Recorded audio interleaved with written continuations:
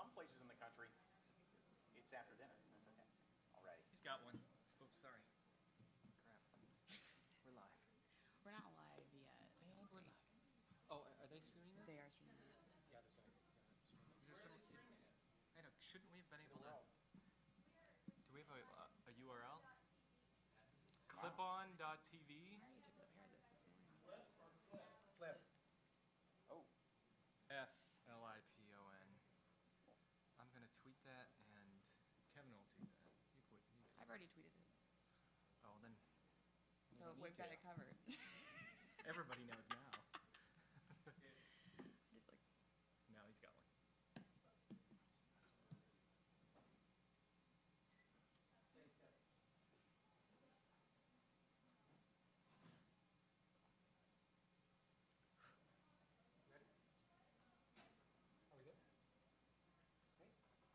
Hello, everybody, and welcome to the Future of Comics panel here at the Emerald City Comic Con. Can everybody hear me okay? Are we good? Ah, there you go. Excellent. So once again, welcome everybody to the Future of Comics panel. My name is Rob Salkowitz. I am author of a book called Comic-Con and the Business of Pop Culture. I also write about this stuff for Fast Company. I teach digital media at the University of Washington MCDM program, go Dogs. And I am really happy to be here.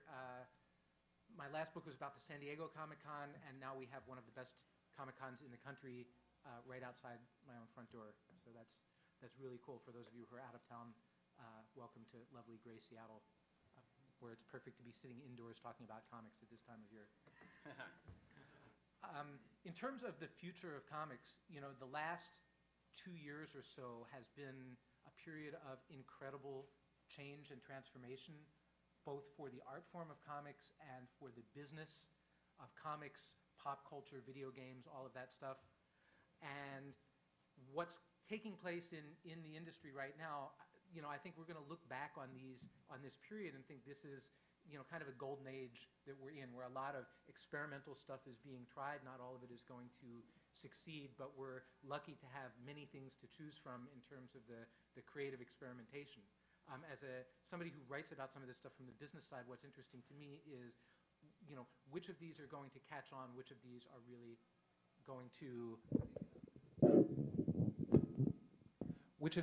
going to have an impact and change the way that we participate in our entertainment as an audience and as creators and as business people. Well, we'll just leave it like that for the time being. Yes.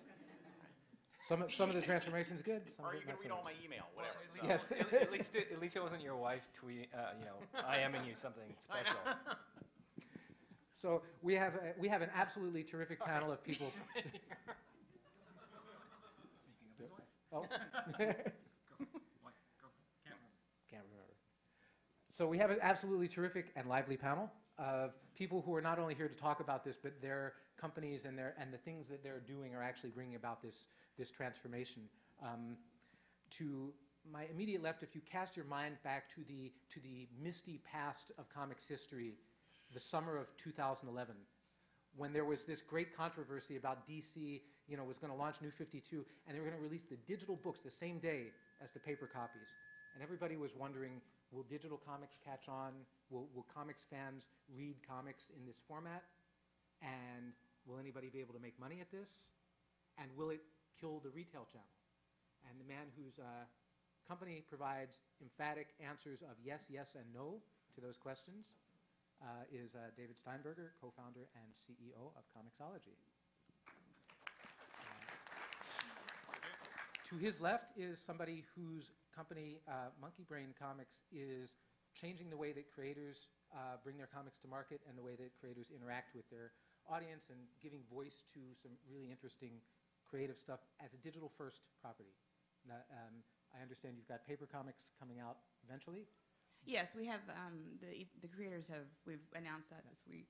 But this is Allison Baker, who is co-founder. Beg your pardon, Allison Baker, co-founder of MonkeyBrain. Thanks. To my right How many people in here believe in the digital future of comics, like that there is a digital future of comics? How many people believe in it so strongly that you will sell every comic book you own in order to fund? Yes. That would be Mark Waid, ladies and gentlemen, the Eisner Award-winning writer of every superhero comic you've ever loved. And for our purposes, the proprietor and mastermind behind Thrillbent Digital Comics. And we have kind of a comics-oriented theme going here, but actually the way that we can be looking at this is that entertainment is becoming a smorgasbord of all kinds of different cool subgenres and ways of expressing them. And one of the big ones is video games, and the idea of uniting gamers and comics fans and everything through a single platform. Part of that process is known as transmedia storytelling, which sounds a little bit like a mouthful of gobbledygook. Luckily, we have to explain it. The person who coined the term transmedia a long time ago, game entrepreneur, creator of Mech Warrior and HeroClix and a bunch of other highly successful ventures, Mr. Jordan Weisman, Hairbrained Schemes. So thanks, you guys. I'd like to begin with some of the digital comics folks. And actually, let me just go down the panel and ask you each to talk about the coolest, most innovative, future-oriented project that you are engaged in right now, starting with Alice. We're making comics available, accessible at a low price point to compete with other entertainment dollars, which I think is really important. I just launched a book on the panel I had just right before this. Wait, so where can you find these amazing MonkeyBrain comics? Oh, you can only find them on comiXology, actually, David. Glad I asked. But yeah, like I think that it's a very exciting time. I think that it's for publishing in general, and we're all experimenting and trying new things, and I think it's fun. David? So we don't tend to pre-announce anything, so I don't have any the next thing we're doing. But on the back of your tags here is a code for the comic I'm going to show you a couple of panels from. For us, we made this thing to make it readable on your phone called Guided View. Some of you probably know it. And it was really made so that you could take big pages of comics and make them into readable bits on your phone. But it also became kind of a storytelling tool. And the first person to use it in our world was Alex DeCampi, who made a bunch of issues of a comic called Valentine, which is free on our app, like 12 issues or something. And she said, what if I come into your office, can we figure out what I can do that you can only do here that I can do in terms of digital storytelling? And so this is kind of the next it builds on some of her work as well as just kind of innovating in our Guided View panel. So I'm going to show you a couple of really fun screens here. So for us, the pacing, and I think Mark's probably, Thrillbent is doing some similar technology as well as Marvel kind of working from the Infinite comics. But it's using the pieces of Guided View to really do some innovative and fun pieces of storytelling. And I don't know if Brian and Scott are here. No, they're they're here. both here, yeah. They're here at the Comic-Con. But this is Atomic Robo. They're a great bunch of guys. They write really great stories, and they did some really fun stuff with this comic. And again, it's free on the back of your badge. So that's the coolest thing we've got. Well, let me see if I can top that. No, I can't. Pass the dongle. No, you know what? This is, as I set this up real quick, I want to be the first to say up here that I bow to the people at my left because I'm the guy at the table who had no business acumen whatsoever. I just came at this strictly from an artistic standpoint, or strictly with Thrillbent, creating Thrillbent was just a way of saying, let's create a place on the web where myself and my collaborators can try out these digital storytelling techniques that you can't do in print and see what works. Originally, the idea was to do something that bridged both worlds, to do something first for digital that we could then immediately later collect into print. But with what I found out, and again, this is just endemic to us, is that I found that the more things we were able to do with digital that you can't do with print, I found it more fun. I still would like to go to print with some of this stuff at some point if there's demand for it, but I decided at some point I would rather just go ahead and go face first into this new medium and worry about print later, and show some of the things that we can do with Thrillbent. And along those lines, well, all right, now see, that's interesting because that's not what's showing up on my,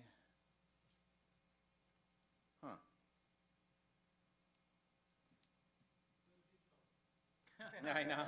Doesn't happen with paper. Interesting. This is, please hold your call is important to us. This actually worked a minute ago when you were all reading my instant messages. I tapped to turn the page here, and yet nothing is happening. Try unplugging it. Try unplugging it and plugging it back in. All right? Why not? All right, plug. Now we get, and that's our show, ladies and gentlemen. Hang on. All right, that's. Okay, now we're getting somewhere. I think I have a future in Well, now technical we have. support. Now you're seeing that and not the full screen. Let's see. Wow. This in rehearsal, this was awesome, by the way. Yeah. All right. Hello, Slide Shark. Yay! Hey! Excellent. Exactly. So this is what we're going to do. We've been doing this for a little less than a year now with Thrillbent. You go. How many people have actually visited the site? No shame if you haven't, but if you haven't and you want to go, Thrillbent.com, free to read comics that we put up new material every week. And oh man, we went through this again. There we go. Hang on. Please hold. Your call is important. All right. So we've had the website redesigned from scratch now that we've about a year's of experience and know what we're doing. Let's give you more of a sense of what we're doing. We've got we've got material from Insufferable, which is my comic that I'm doing up there every week. We've got other portals to other free comics that we're doing, and what we're trying to do is take advantage of, again, much like David was showing with the guided panel view, things that you can do in digital that you can't do any other way. The thing that I want to impress, and David, this is true of your stuff too, right? When you were showing the guided panel view, it was still on your tab. It was on Yes. your page turn. Yeah, right. User control. I cannot speak for everyone up here. I personally believe that motion comics are the devil's tool. Because I think that one of the things that makes comics is that you, the reader, are in control of the pace at which you read the story, just as if you were reading a novel or a magazine or whatever. It doesn't mean that there can't be interesting, bells and whistles and things to look at and stuff, but ultimately I want you to be in control of the pace at which you absorb the story. And if I put animation in there, if I put voices, sound effects, anything like that, that's an element of time that makes it feel more like a cheap cartoon and not like a comic. I could be wrong, but that's the North Star philosophy that guides us. So what I want to show you here is a couple of techniques that we found in terms of storytelling that you can't do in print.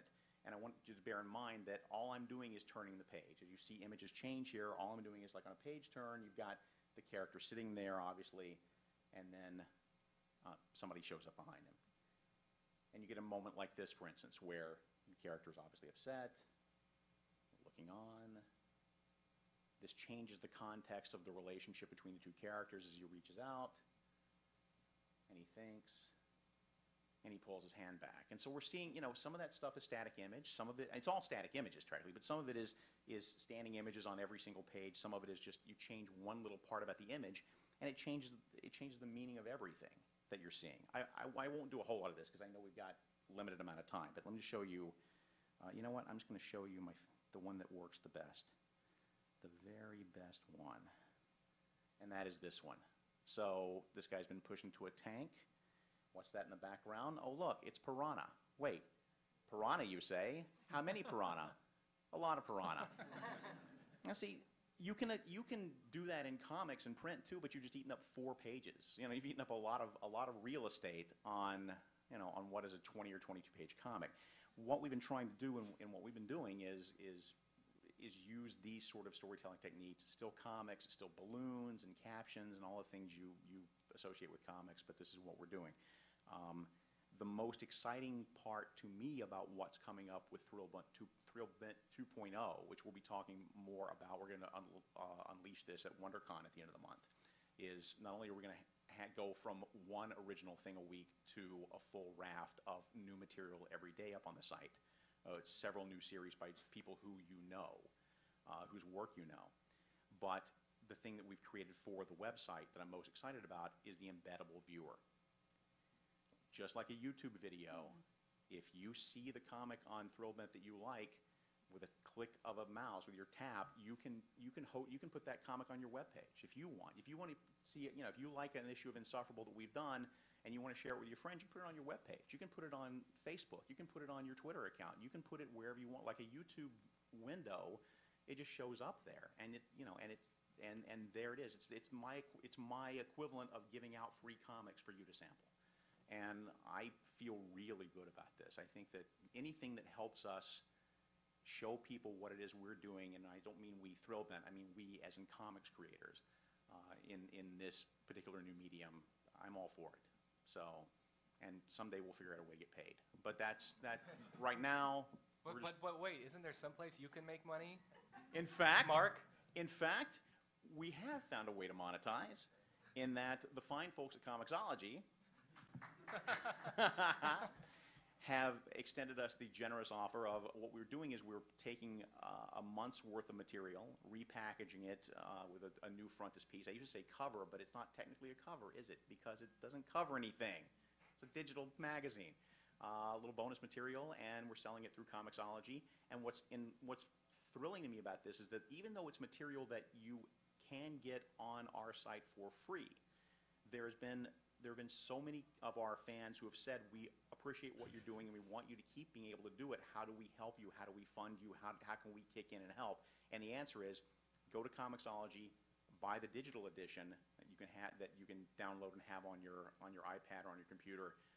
We'll give you a little bit of extra content that comes with it, but that helps us. And in fact, the goal there is to pay our costs for production, and so far those numbers have been very satisfying, and we thank you all. It's totally counterintuitive that you would pay for something that you get for free otherwise, but people are doing this because A, we're giving them a little bit of bonus content, but I think B, mostly because we're saying, look, we're all in this together and we all want this to work, and we're counting on you, the fan base, to help us figure out a way to monetize this so we can keep doing it. And the response has been great. I am done. Hang on. Steinberger was checking his email. I know. Do you want to plug this in anything? Oh, well.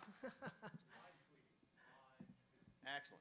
So I think to answer your question, Rob, been about 10 months ago, we went to Kickstarter to raise initially a target of $400,000 to produce a video game around a property I created 25 years ago called Shadowrun, which was kind of a cyberpunk meets high fantasy concept. And the audience was enormously overwhelming in terms of their emotional support and their financial support, and actually gave us damn near $2 million to develop the game. Well, wait, what was your ask in again? $400K. And you did 5 times that. We did. Nice. And you attribute that to?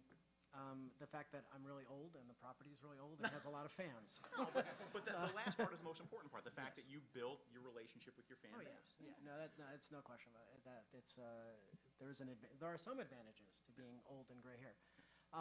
And so, yeah, they gave us an enormous opportunity to blow that game up into a much bigger kind of thing than we wanted to. And at core of that game for us was to then give all that power back to the audience. And so the core of the game is indeed that we're releasing all of the content creation tools to the audience so that they can create, using exactly the same tools we can, all of their own stories, all of their own games within the Shadowrun universe, and share them with each other on Mac, PC, Android, and iOS tablets. And so to me, that's the most exciting component is not, I mean, I obviously enjoying getting to tell my story in that world, but more than that, really just tingling with anticipation for the stories the audience is going to tell to each other through this common context of the Shadowrun universe and a very accessible tool set to do so. Just parenthetically, when I was 12 years old, and if somebody asked me like what would be the coolest thing that you could have in the future, probably be a jetpack. But a close second behind that would be the idea of being able to have every comic I could ever want or think of, like at my fingertips, 24/7 on a device, that I could like put in my backpack. It's so you think about, it's not a jetpack, but it's pretty cool, and that's kind of the world that we're living in. I guess before we get into some of the aesthetic, because Mark raised a lot of interesting questions about what is a comic from a, how far can you push the envelope on this stuff and it still be a comic? In fact, actually, let's talk about that. Does anybody have any thoughts about, like, in terms of bringing in motion, in terms of bringing in other kinds of storytelling or integrating gaming content or anything like that into the form of the comic book? Is there something sacrosanct about the medium itself, or is it okay to create new stuff that mashes all this stuff together? Anybody have any sort of philosophical thoughts on the media of comics evolving in digital? I don't know that I'm the right person to answer this, because that's not what we're doing at all. But I mean, basically, what we're doing is formatting. We're making comics that are formatted in a way that uses the guided view technology developed by comiXology, in a way that makes it easy not just to read on a tablet, but on your phone. Because I think that where we're all going to win is when, because everybody has a phone. And most people have a phone that looks a lot like this, where you can read comics on. I think that's how things are going to change more than anything, as far as accessibility. New audiences for the old, Absolutely. traditional comics. Yes. My general rule is reading is active, and you're actively participating in reading, and comics even more so because you're filling in between the panels. And I think anytime you move that into a passive watching experience or listening experience, it becomes a different thing. And that's not to say they can't mix together well and be called something else, or be called a comic book and just, we all know it's not traditional. So I withhold judgment on labels because I think that there's Devil's Stool. No. Storytelling is storytelling. Yeah, I'm not all very impressed with true motion, what they call motion comics, that are just animation. I think there's some interesting experimentation. But there is room for experimentation. Absolutely. Yeah. I also think in terms of reading itself, there's an additional dimension which we can open up, right? I mean, any comic frame could be an opportunity to drill down, still in a user-controlled format, but to drill into a scene or read more, or zoom into a computer And there are read some the really files that interesting are there. examples of that. Is it Casey at Bat? I don't remember. There's an app, I think it's called Casey at Bat. Bottom of the night. Bottom of the Night, that's it. Yeah. And he takes the comic format and mixes in true animation in panels. And the question is, for me, the question ends up being, is that a compelling reading experience? Is it a compelling entertainment experience? It is beyond gorgeous. In terms of how it's been rendered, it is so beautiful.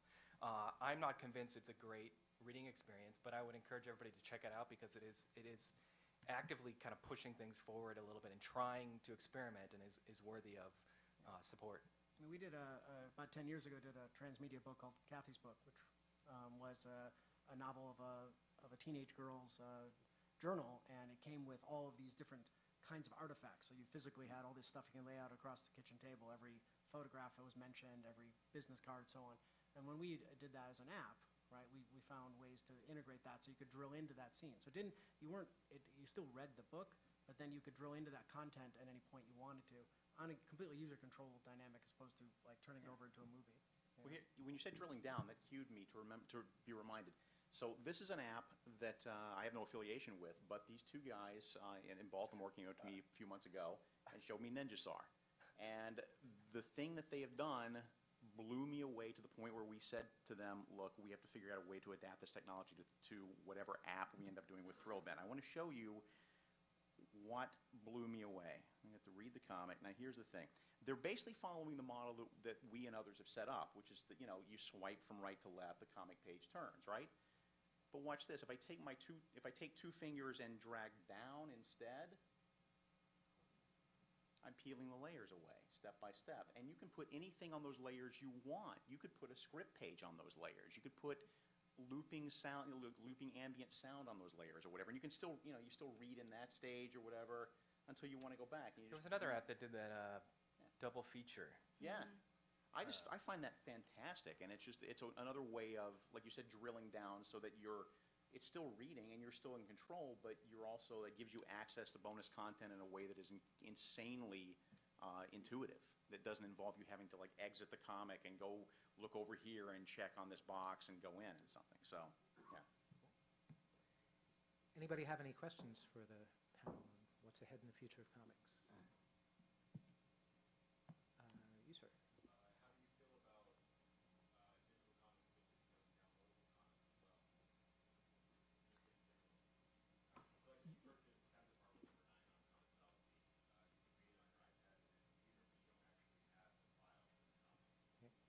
Yeah.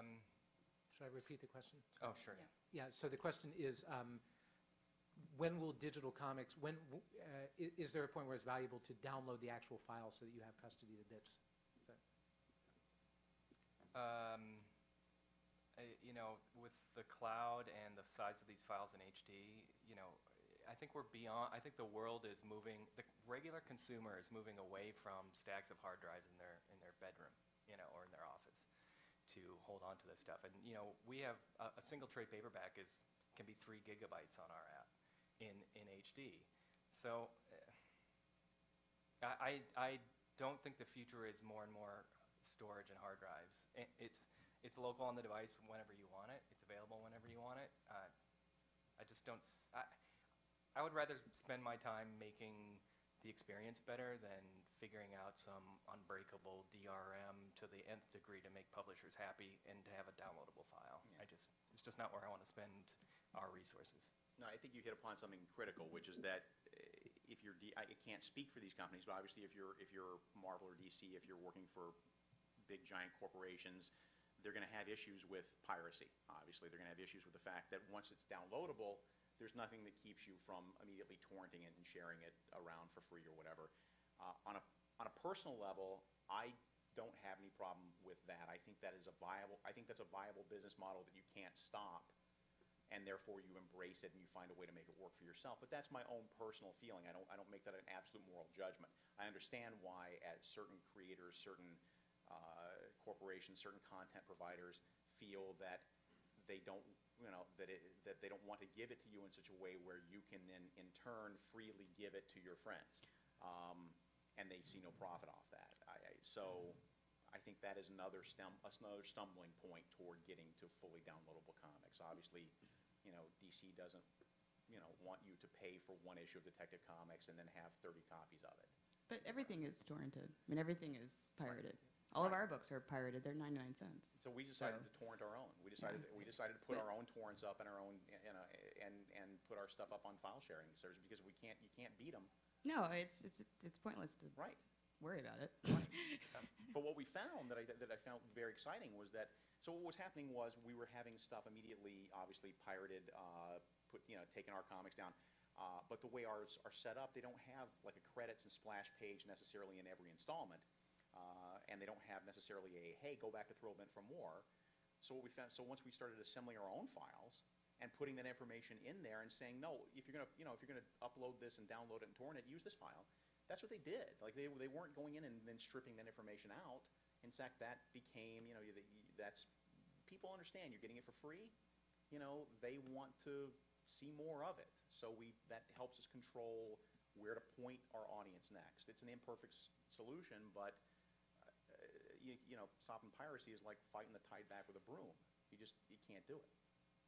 Well, as David says, one way to do it is to provide a better quality experience Yep. for the Well, customers. right, availability, better quality experience. I mean, and perhaps everybody comes around to the music studios, and we end up having downloadable files. I mean, I'm not against it. I just don't think it's it's not a good way to put our resources forward.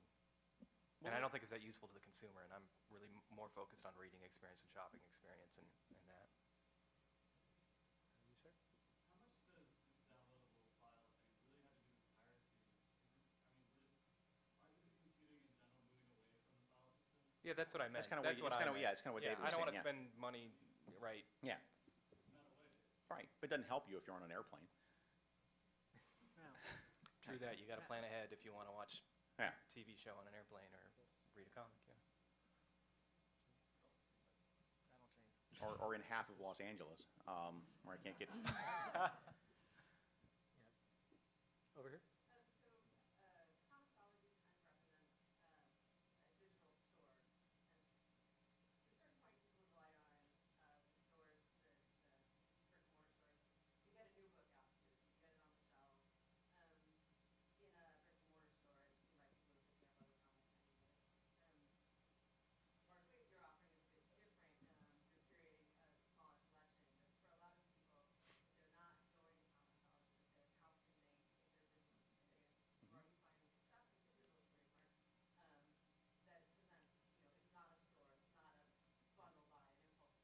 Right.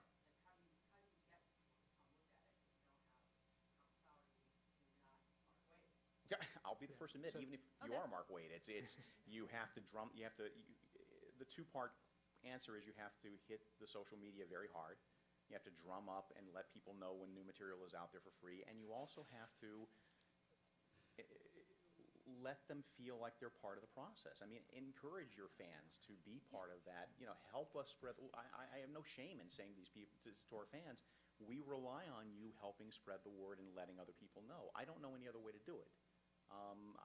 I'm not that smart, and there's probably smarter ways to do it, but that's the only way I know to do it. And is it, you know, and all that can do is grow our audience. It may not be in the leaps and bounds that we want every week, but it's a slow, steady growth. Can I jump in for one Please. second? No, because I'm Let's doing all the talking. ask the question. I'm sorry, Rob, to step on your toes. Let's ask the question: what do comics look like in 5 years? And the reason I ask that is because I catch Dan Goldman sitting over here, and 3 years ago, Dan and I were sitting in a coffee shop, and he talked to me about this vision he had of multilingual, social, all in one place vision, and I think it's a really fascinating thing because I try to think about like what does this whole thing look like in 5 years? How do you consume them? I mean, if it's Google's way, it's going to be imprinted on your iris apparently, but you know, seriously, right? But I think this worldwide, multilingual, how do comics get made? How do they get assembled?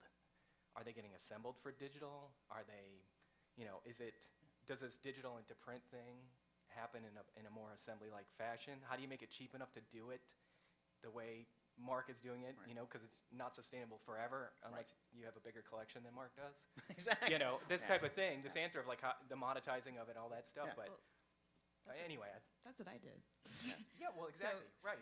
So we basically, like, how I came at it to begin with was like, how do you monetize this? Because there were a number of creators out there that were trying to figure out how to get more of their creator-owned material out into the marketplace, but they wanted to monetize it in some way, and so that's kind of what we started out doing. So basically, from day one, the creators are making money off of their titles being available on your platform. And they get to be known, and then they get it to print, Yes. right? Yeah. So they basically, like, that raises their profile.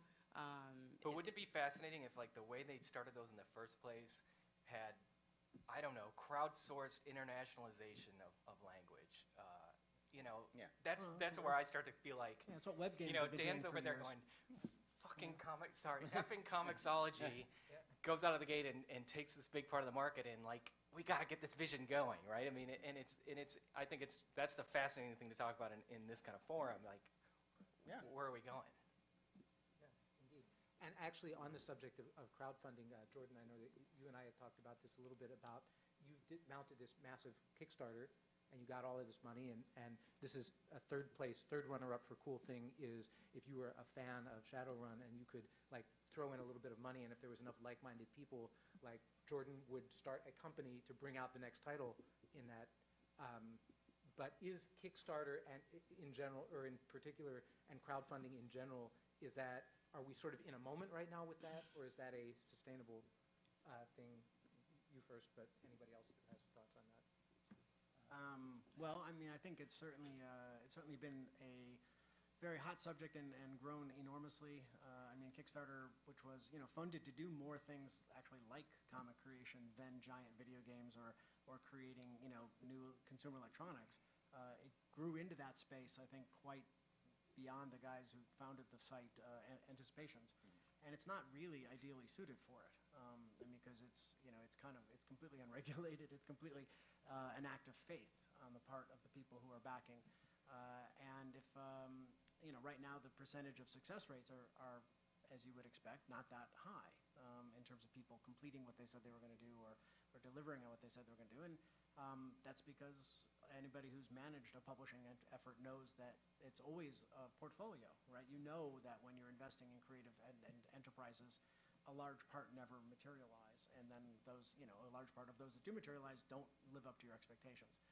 And then you hope for that, those rare part, which do wonderful and pay for all the rest. But when you're an individual backing a project on Kickstarter, you're not playing a portfolio. You're putting your faith in one project and one individual or one team. And when that doesn't pan out, it really hurts, not just financially, but emotionally as well. You feel betrayed. Well, and it hurts Kickstarter. Yeah. It hurts everybody who wants to do it after that. I was going to say, that's the point. The whole ecosystem starts to get hurt. And as we see some of these bigger budget ones fall, it's going to be interesting. I think the concept is not going to go away. Just like the web and everything else, it will evolve. Some of these rough spots will get smoothed out. But I think that it's just the natural evolution of direct connection between creators and audience. Yeah. And it's just that next step to actually have audience get involved earlier and earlier and earlier so that, it's now back to conception. So I think that kind of thing is going to certainly be around. I mean, everybody in this audience, I mean, if would you rather your $5 for a comic go to directly to the people who created it, or would you rather it go to a corporation who is publishing it, a faceless, nameless corporation, and then they decide how that money is dispersed? I'm not saying one is right or wrong. What I'm saying is, on a personal level, we all feel like, I think I speak for most of us when I say I want the artist to receive reward. I want to feel like I'm helping that process happen, rather than just give it over to a faceless corporation and hope everything shakes out okay. Did you have some thoughts on the sustainability of the? I do have some thoughts on that. Well, I just, we're completely sustainable because we require absolutely no capital to get this rolling, and can expand our line as much as we want because it's really up to the creators to, like how long they want to do it for.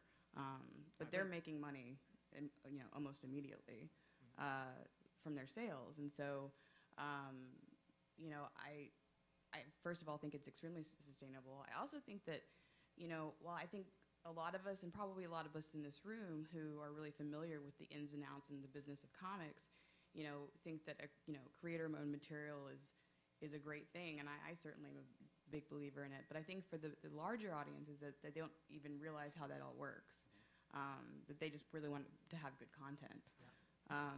And I think that that's like fundamentally like what we're trying to do. Right, and they don't really care how it works. Yeah. No, Right? They just want to they want to read a good story. They want to read. They want to read a good story. In a good way, in They a don't care about how the great sausage is made. presentation, whatever. Just want a good hot Yeah, dog. they don't care whether it's Walking Dead or Batman to them or not. They don't make a choice based on one is creator-owned and one is not.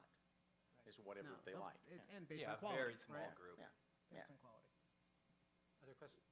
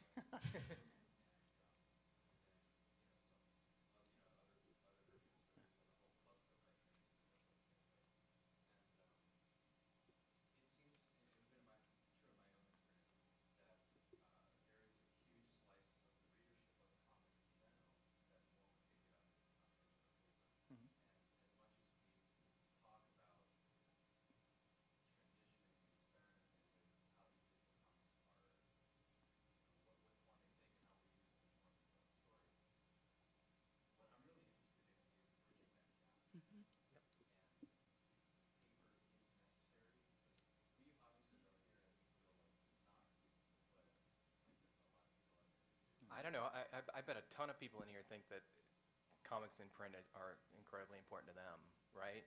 And that the convenience and quality or the HD-ness of it is an additional thing.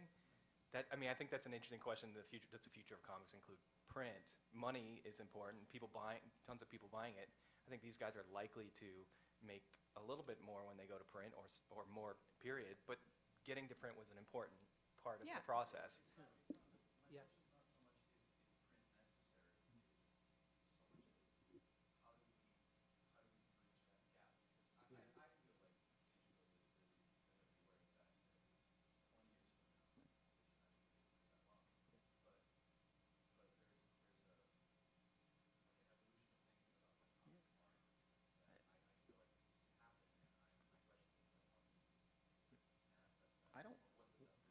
one of the things that we saw in the last year or so was the advent of this augmented reality, which in the paper copy is integral to that experience, right? It's where you Right. would pass your device over the paper copy, and then you would see additional content through your digital device. Mark, were you involved in that? A little for bit, Marvel, for which I think is interesting, and it's an interesting bell and whistle, and I wouldn't put it down, but it's not telling a story. It's just, it's Yeah, a, it's- it's a, It's a gimmick it's a to sell gimmick. it. It's a yeah, it's a gimmick. It's a tool. We have but let we me- have a let me- panel on Sunday that actually covers this subject. Let me ask you a question, and maybe, but to your, Seriously. maybe it's yours, but where does print on demand fit in this? Well, when it gets cheap enough, it's going to be pretty compelling, I think. Yeah. When it gets cheap enough, right? It has not manifested itself at a price point that really is right, just to, for us for us anyway, that we think is going to be compelling to a consumer. right, let me just give 15 seconds on the raw economics of it. One of the reasons that we're going to digital now instead of going to print first and then to digital is that print has become so expensive that there is absolutely no way that most creator-owned comics can sustain past 4 or 5 issues without collapsing, and they won't even have a chance to get to digital because they won't have enough content generated to go to digital because they've lost their shirts printing. Print is expensive, and it only gets more expensive. And once there will be a tipping point as print on demand gets cheaper, that will help. Well, but still, But I'm talking about consumer-based print on demand. Like, I love this digital comic. Send me one in the mail. Yeah. You know, press the button. Oh, yeah, it's How- still, how it's still a soon- price point. There's problem. also a lot of logistics involved there too. I mean, like you have to think of it from a business standpoint. You can't just think about, oh, we're going to make this cool thing. Like how are Well, we there going to get services. there? There are Exactly. services you can use, but Yeah. Oh, yeah. you know, How- it's $6 22-page comic or $5. I mean, I haven't seen it much less than 5. You know, you Yeah. buy the digital and then you got to spend another $5, and How that's just soon, tough. how soon could I take a comiXology playlist to a service bureau and say, print me a custom graphic novel with this storylines and stuff like that in there, do you think? That's a good question. I don't know. I mean, you know, there's a place in New York City you can make your own books. That's where we had lunch, I think. Yeah. Anyway, I don't know There's a the answer question to in that. the back there.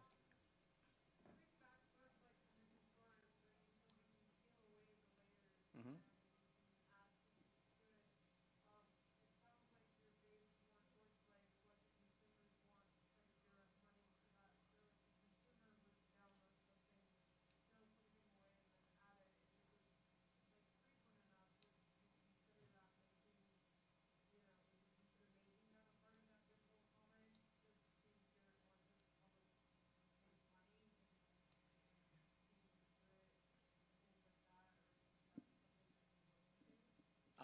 Yeah. So I think the question is, would you incorporate some of this augmented functionality even if you don't quite believe in it, if it looks like there's a market demand, if it looks like people are really attaching to this kind of storytelling? Yeah. Peeling I know. away layers is one, yeah.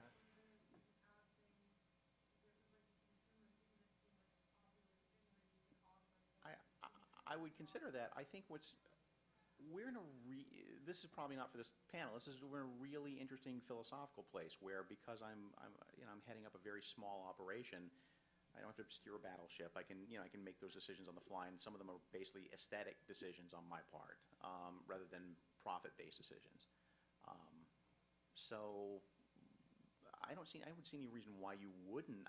We have done things on Thrillbent that I don't think are actually pure comics by my philosophy, but they're interesting experiments, and I could be wrong.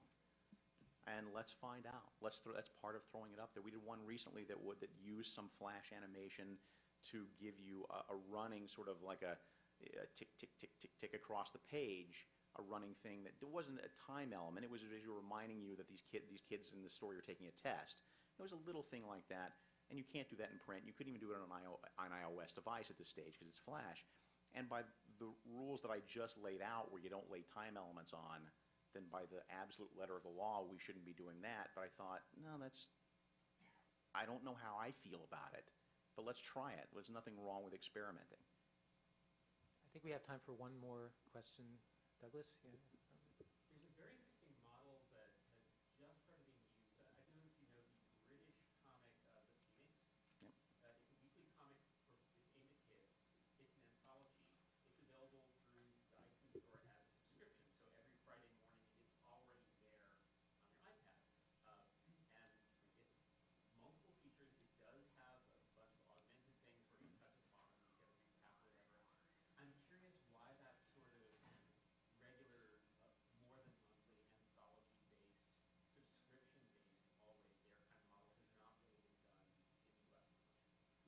Is there subscription-based digital comics in the future? Who wants to tackle I that? think there's some comics on newsstand already that take advantage of subscriptions. They're still monthly. You know, I haven't seen the Phoenix, and I will check it out. So I can't be too smart about answering the question. I think subscriptions are very important. I think consumers want it. So, you know, we don't pre-announce anything, but I think it's important stuff. And I think that, you know, when we talk about the motion comics, or there are other guys experimenting and doing some interesting things on some iOS apps, and like, you know, like I said, the production quality of that Bottom of the Ninth is pretty amazing. The cost involved is just enormous, and right now the ability to make an app that's really going to get downloaded 1 million times is so difficult that building the marketplace on top of this stuff now compared to 3 years ago is nearly impossible.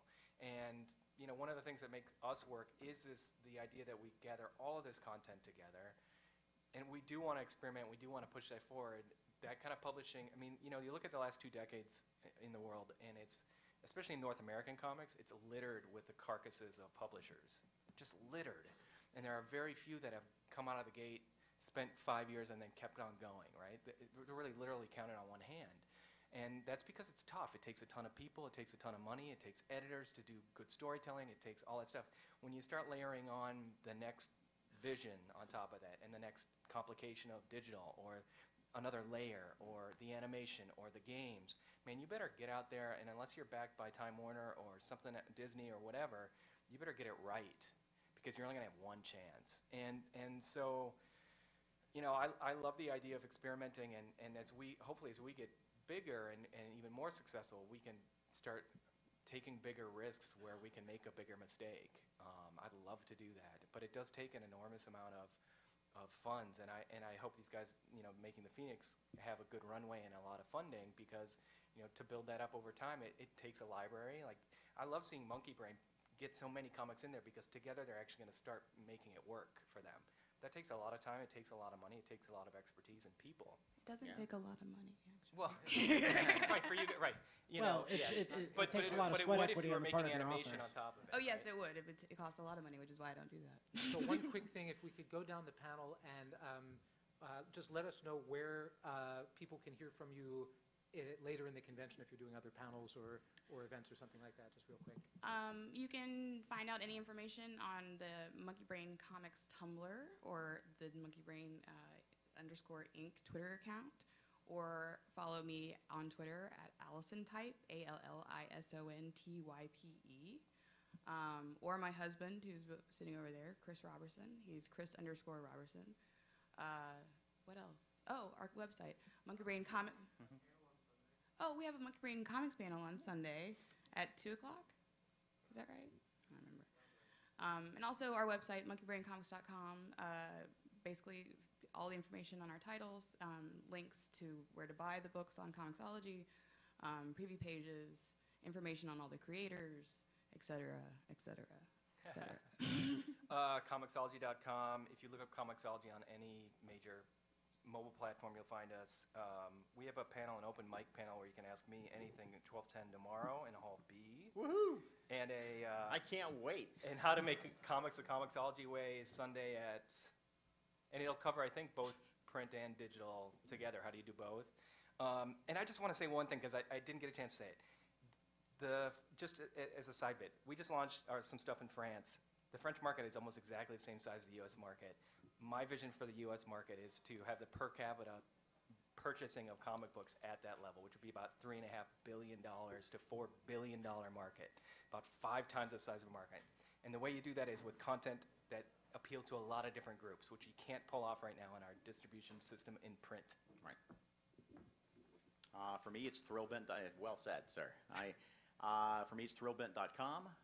We're putting up new stuff, and again, we're going to relaunch at the end of, not relaunch in the sense that we're more of a now. We're still putting new stuff up, but we are going to do the big push at the end of the month. Don't call it a reboot. Don't call it a reboot. It is not in fact the reboot. It is, and then from there, I am signing apparently all weekend until the wee hours, until my fingers stop bleeding, at booth D7, something like that. You have it written down, right? I believe it's written down. I'm in the wait. D7. I'll be signing there. I'll be doing a bunch of panels. I will be, apparently if you turn on any podcast on comics anywhere, you will find me. Any interview, any comic book news site, that's where I'll be. People are sick of hearing from me. I'm there too. By the way. We have a panel tomorrow on Shadowrun Returns at noon down in the gaming hall, and then our Twitter is WeBeHairbrained or hairbrainschemes.com, and we'll be floating around. Great. And if you guys like this stuff and geek out on it as much as I do, I am going to be signing copies of my book right after this panel down at Comics Dungeon, booth 1608. I'll be around all weekend if anybody wants to collar me and start talking about future of comics and business and everything. Give them the title of the book again. The title of the book again, Comic-Con and the Business of Pop Culture, available at fine retailers everywhere. Or if you want it now and you don't feel like going out to a retail store, you can Download it off of iBookstore or Kindle or wherever you want. Anyway, thank you to all of our fantastic panelists. Yeah, good job on the book. Yeah. Thank you, guys. So thank you, Allison and David and Mark and Jordan. Thanks for the great panel. Thank you all. Have a great show.